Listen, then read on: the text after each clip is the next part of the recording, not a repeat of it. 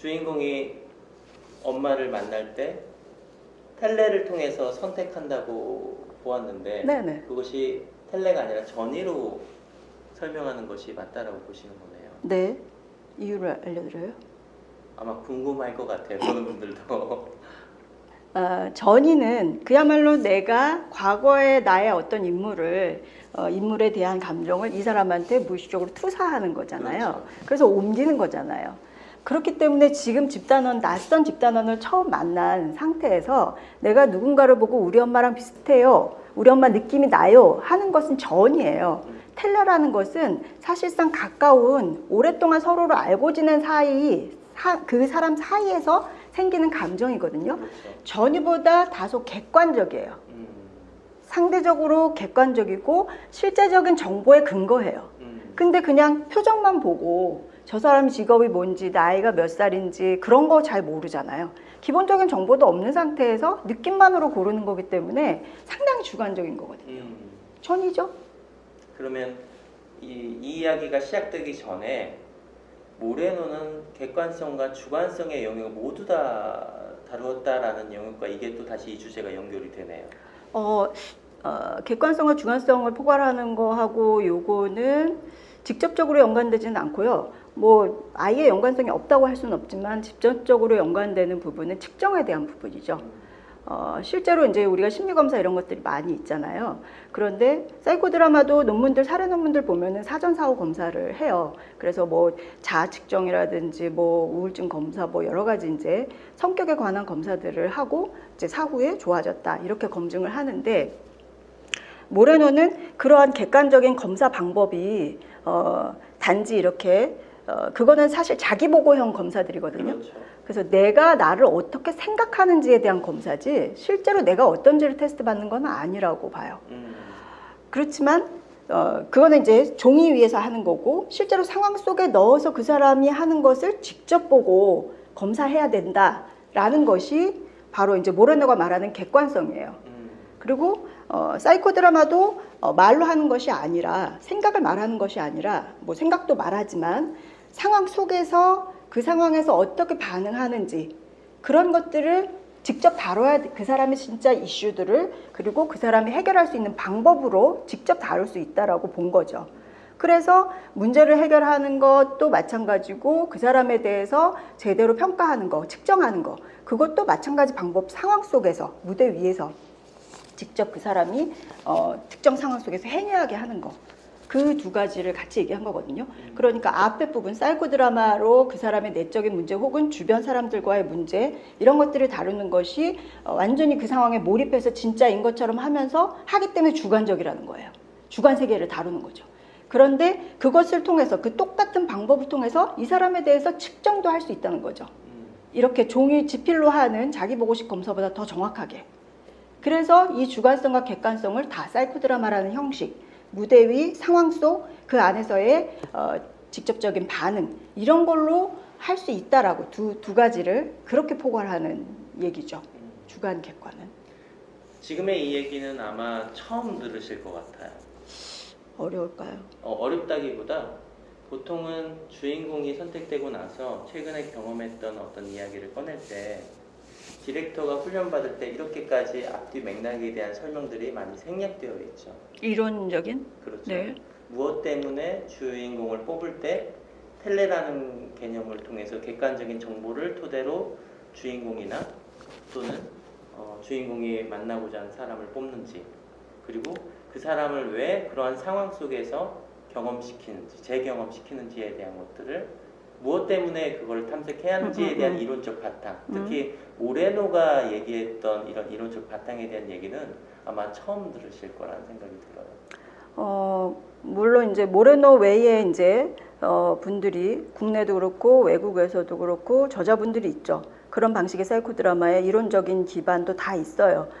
그런데 지금 이제 제가 말씀드리는 것은 이제 모레노식이고, 모레노가 굳이 이렇게 상황 속으로 사람들을 상황 속에서 치료를 하고 검사를 하는 방법을 왜 제시했느냐, 그것을 왜 고안했느냐 하는 그 핵심적인 부분들, 그런 부분들이 지금과 같은 방식, 집단에서 주인공이 뽑혀 나오고 그리고 주인공이 또 뽑고 하는 이렇게 지금처럼 진행되는 방식에서는 그 핵심적인 부분들을 실현하기가 어렵다고 보거든요. 그렇기 때문에 모레노의 사이코 드라마를 극대화하는 것, 그 치료 가치를 극대화하는 데에는 한계가 있다고 봐요.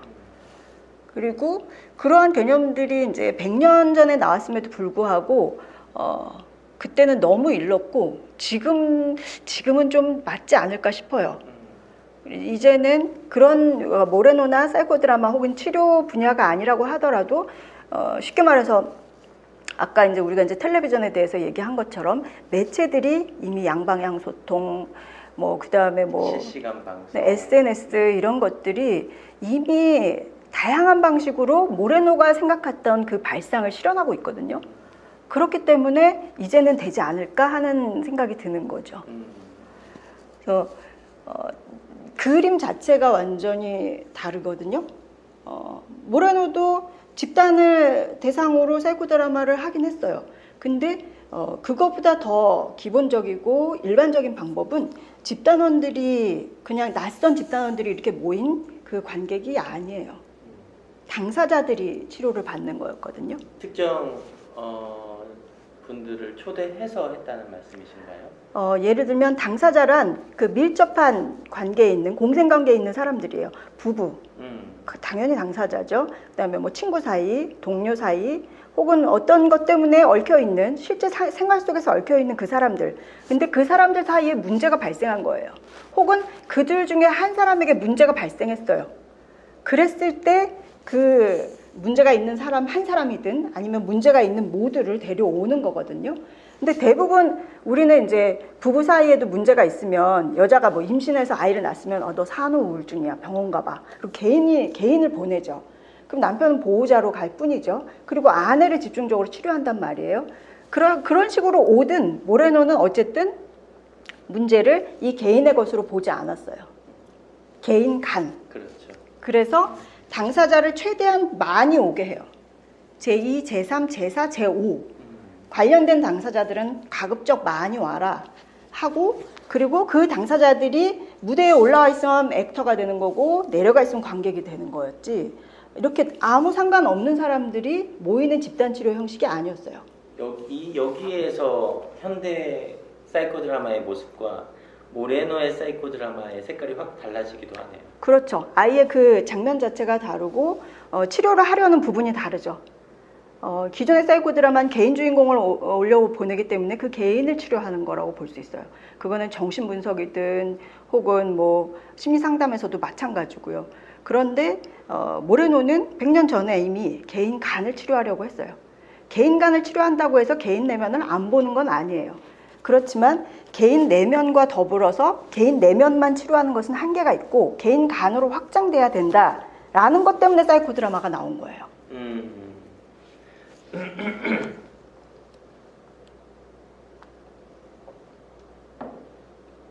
그래서 그 용어가 개인간 병리학이라는 용어가 등장하더라고요. 그렇죠. 네, 그게 인터퍼스널이에요, 용어는. 근데 보통 대인관계라고 번역이 되거든요. 그런데 이 어감의 차이가 있어요. 네. 대인관계 치료와 개인간 치료. 너무 느낌이 다른데요. 어떻게 다르게 느껴지세요? 대인관계 치료하면 어떤 관계 중심의 어떤 치료적인 접근이 나올 것 같고, 개인간 병리학은 이게 노멀한 어떤 관계에서의 어떤 모습이라기보다는 뭔가 그 관계에서의 어떤 병리적인 내용들이 좀 등장할 것 같은 어감이 들거든요. 그 병리학이라는 용어에 초점을 두셨구나. 네. 대인 관계와 개인 간 관계, 요 두 가지의 차이. 근데 그렇게만 보면 그렇게 크게 나와 안 느껴지세요? 않아요. 대인관계 치료는 설리반이 이제 유명을 네. 하죠. 그래서 대인관계 치료 이미 다 알려진 것 같은데, 사실 모레노의 그 인터퍼스널을 개인 간 치료라고 번역한 이유는 그 설리반하고 구분하기 위한 것도 있어요. 네. 그런데 설리반이 말하는, 혹은 흔히 우리가 이제 심리 상담이나 아니면 집단 치료에서 하는 대인관계 치료란 나의 대인관계성, 그 개인의 대인관계 능력 어떤지 그런 것들을 측정하는 거, 치료하는 거거든요. 그런데 그렇게 되면 초점이 누구에게 있느냐 하면은 나 개인에게 있어요. 그렇죠. 그런데 개인 간 치료라고 하면은 이 개인과 이 개인 사이를 치료하는 거예요. 그렇기 때문에 사실은 치료 지점이 달라요. 전혀 다른 얘기예요. 초점이 다르죠. 네. 대인관계성을 치료한다고 하면은 내가 누구를 만나도 대인관계를 잘하게 만드는 게 말하자면 쉽게 말하면 목표라고 한다면 개인 간 치료는 내가 다른 사람하고는 어떨지 몰라요. 근데 이 사람하고의 관계를 치료하는 거예요. 그냥 구체적으로. 그래서 당사자라는 말이 나오는 거죠. 그래서 실제로 모레노가 드라마를 할 때는 그 두 사람의 어떤 관계를 확인하기 위해서 직접 그 두 그렇죠. 사람을 응원해요. 그렇죠. 직접 와서 보여달라. 음. 따로따로 오기도 해요. 따로따로 오기도 하지만 그거보다는 가장 전형적이고 일반적인 것은 두 사람이 같이 와서 무대 위에서 평소처럼 해달라. 이거거든요. 그때 이 개인 간에 이 밀접한 당사자이기 때문에 서로에 대해서 잘 알잖아요. 그렇죠. 이 밀접한 개인 간에 흐르는 게 텔레예요. 그 텔레가 어떻게 됐는지를 보고 그 텔레를 균형을 맞춰주는 게 바로 이 텔레를 이용한 치료예요. 그러면 우리 지금까지는 이렇게 오히려 밀접한 당사자는 오지 말라라는 게 예. 규칙이거든요. 그거랑 완전 다른 완전 얘기예요. 다르죠. 예. 그러니 놀라지 않았겠어요. 이게 뭐지? 텔레만 들었는데도 이렇게 참 놀랍네요. 네. 최근에는 뭐 TV 매체에서 부부들이 나와서 드라마 하는 모습도 있는데 그 전에는 그런 모습들을 보면서 왜 당사자들 직접 이렇게 드라마를 하지? 라는 인식이 있었는데 모레노가 100년 전에 네. 그런 시도를 했다는 것 자체가 놀랍네요. 그리고 이제 뭐 제가 이제 TV에 나오는 건 어떻게 하는지 잘은 모르지만 이제 당사자가 오더라도 무대에서 같이 그 두 사람의 관계, 그 사람 사이를 보지 않고 만약에 객석에 있다라면 그러면은 역시 개인 중심인 거고요. 그 다음에 그걸 통해서 내 아내가 저렇게 과거가 힘들었구나. 그냥 그걸 이해해서 치료하는 거라면 역시 개인 중심이에요. 두 사람의 독특한 개인 간 관계가 있거든요. 그 관계를 분석하고 그 관계를 수정해 가면서 그러면서 둘을 맞춰주는 것이 텔레를 이용한 사이코 드라마 치료인 거죠. 여기서 다시 한번 짚어주셨네요. 네네. 단순히 부부 관계 중에 한 사람만 그 사람 중심으로 드라마를 했다면 이것은 텔레를 활용한 사이코 드라마라고 얘기할 수 없고 두 사람이 동시에 등장해서 그 관계를 지금 여기에서 다시 한번 재현하는 것이 그리고 그 관계에서 보여지는 것들을 수정해가고 좀 통합해가는 과정이 텔레를 활용한 사이코 드라마라고 얘기할 수 있는 거네요. 네. 처음 들었어요. 네. 책에 있어요. 예.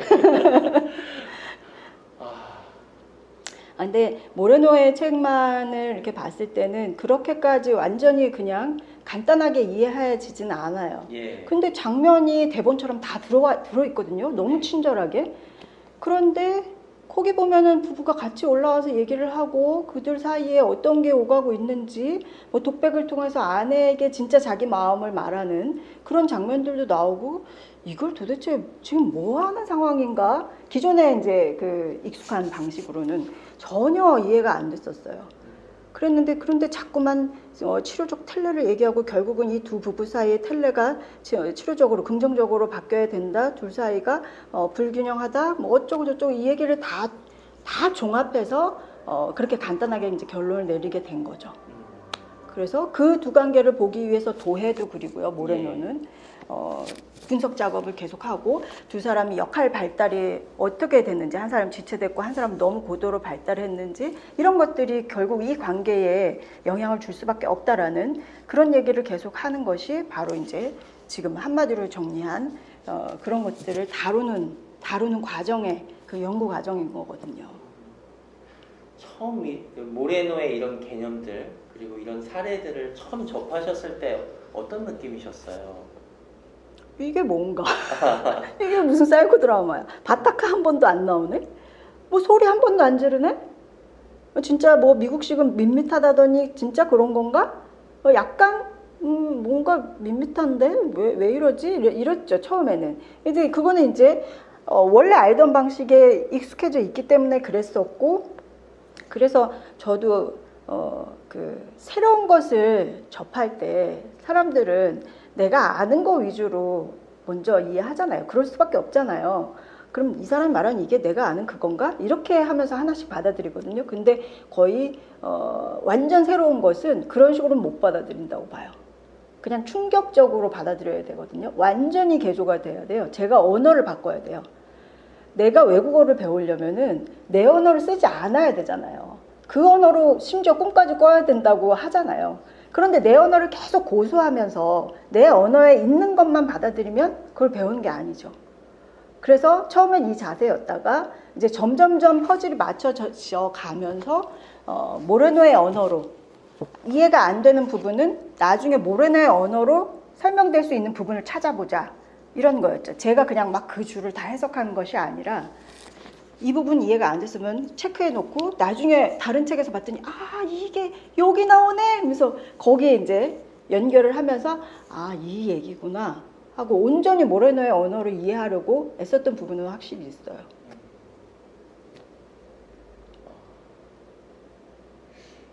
이 사람을 이해하기 위해서 선생님이 어떤 노력들을 하셨는지 말씀해 주셨잖아요. 네. 쉽지 않으셨겠어요. 쉽지 않았죠. 예.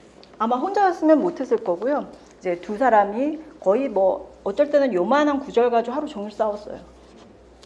이건 이 뜻이다. 저건 이거 저 뜻이다. 막 이러면서 했는데 그래서 각주도 엄청 많았고요. 처음엔 2권이 먼저 나왔거든요. 2권이 왜 먼저 나왔냐 사람들은 그러는데 그냥 먼저 입수됐어요. 책이요? 네, 책이 먼저 손에 들어왔기 때문에 한 거였고 뭐 상대적으로 작으니까 얇으니까 뭐 결단하기도 쉬웠고 그랬는데 각주가 1권도 그렇고 많아요.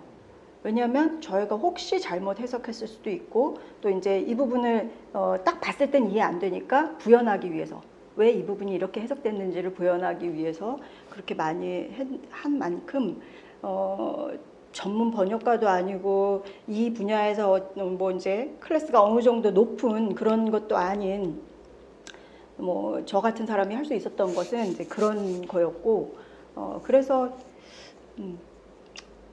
뭐 후회는 없어요. 네.